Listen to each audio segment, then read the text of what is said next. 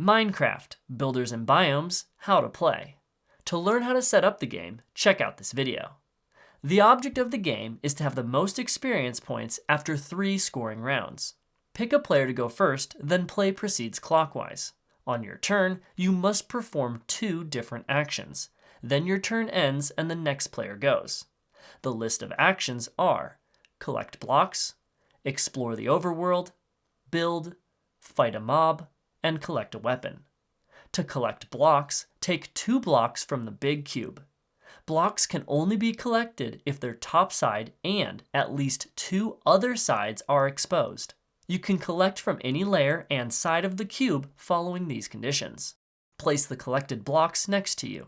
To explore the overworld, move your character 0, 1, or 2 spaces. Spaces are the crossing points in the grid between cards. If a pile is empty, the space still exists and must be counted. Next, reveal the top card of all 4 adjacent corner cards. If any were already face up, then leave those alone. Never place your character on a card or token. Characters are allowed to share spaces. To build, your character must be adjacent to the corresponding face-up build card on the grid. The blocks needed to build a structure are shown on the bottom right corner of the card. The green emerald blocks are wilds and may be used to represent any color block. Place the required blocks from your personal supply into the game box and take the structure and place it on any space on your player board. If the structure has the experience symbol in the top right, then, when you gain that card, you immediately gain that much experience and move your experience counter that many spaces clockwise around the board. Once a structure is placed, it may not be moved, but you may build another structure on top of it, covering it up. Structures also do not have to be built in the biomes they match. Not all cards are structures. If your character is adjacent to a revealed mob card, you can fight it. To fight a mob, shuffle your face-down pile of weapon tokens and reveal 3 tokens. Count the number of revealed hearts and compare it to the sum of the number of hearts on the mob card. Poisonous potatoes have no hearts and count as blanks. If you reveal hearts equal to or greater than the mob, then you beat it and immediately gain the indicated experience. Remove that mob card and place it face down next to your player board. If you fail to beat the mob, then it stays where it is and nothing happens. After the fight, shuffle the revealed weapon tokens back into your stack to be reused again. If a mob card has this symbol on it, then on any of your turns, you can trade in the mob to the game box in order to receive 1 extra action. The extra action can be any of your choice, and you may repeat an action you already used that turn. You are allowed to trade in multiple mobs for multiple additional actions in a single turn.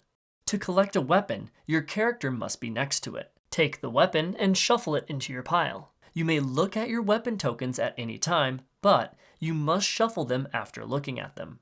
Some weapons have special abilities and are activated when they are revealed during a fight. When a bow is revealed, reveal 1 additional weapon. When a golden hoe is revealed, immediately gain 2 experience.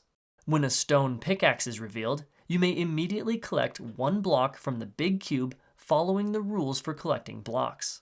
When TNT is revealed, you can choose to detonate it. If you do, then count the 5 hearts on the TNT and remove it from the game. It can no longer be used. If you choose not to detonate it, then you don't get the hearts, but you do keep the TNT token. There are 3 rounds of scoring.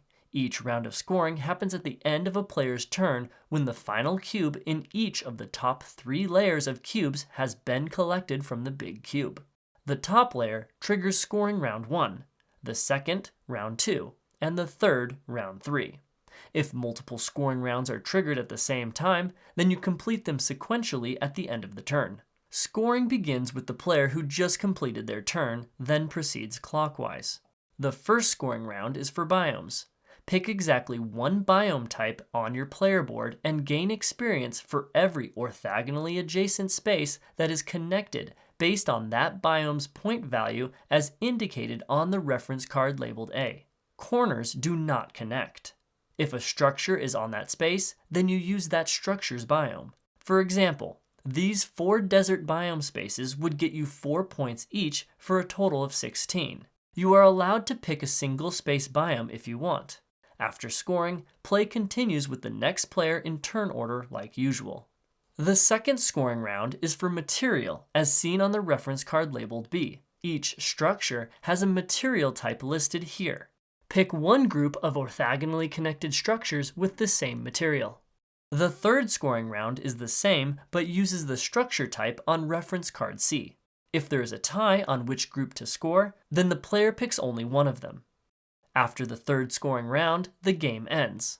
All players who have collected mob cards with this symbol immediately gain the indicated number of experience for every space that has the indicated matching characteristic. You count all spaces, not just connected ones.